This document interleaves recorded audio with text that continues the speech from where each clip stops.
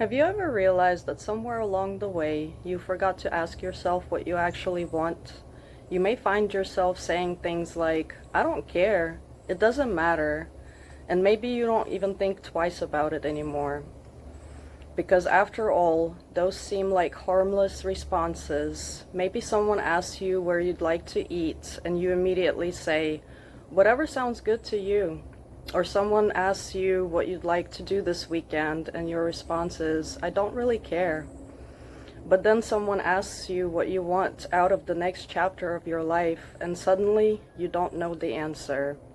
If you've been navigating life after a long-term relationship ending, I want you to know that you're not alone in that. Because sometimes, after spending years adjusting, compromising, and adapting, you can become so accustomed to consider everyone else that you stop paying attention to yourself.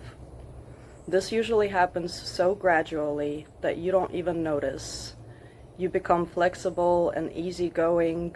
You tell yourself, it's fine, I'm okay with whatever.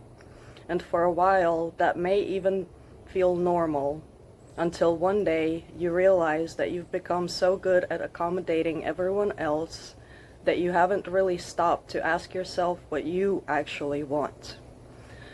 And if that feels uncomfortable, there's nothing wrong with you, because after years of focusing on what needed to happen and what had to get done, learning to consider yourself again can feel unfamiliar, not because you don't have preferences, but because at some point considering yourself started feeling foreign. If that sounds familiar, I want you to know that you're not alone.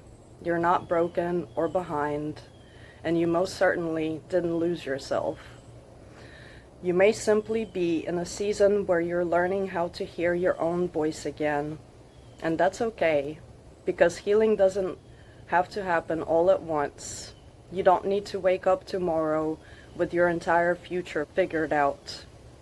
Maybe the next step isn't having all the answers, but simply becoming curious again, giving yourself permission to try something new, to change your mind, and to slowly discover what actually feels good to you.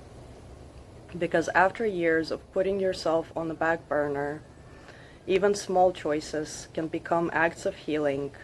Maybe choosing what restaurant you'd like to eat at, saying what you really want, and allowing yourself to have preferences matter more than you think. Because your opinions are valuable, your dreams are important, and your desires deserve to be expressed. The truth is, this next chapter of your life isn't about proving anything to anyone. It's not about having everything figured out, and it's not about becoming perfect. Maybe it's simply about giving yourself permission to create the life that reflects who you are today, not who you've had to be. And maybe that's one of the greatest gifts healing has to offer. Not perfection, not certainty, but the freedom to become more honest with yourself, because you deserve more than simply surviving.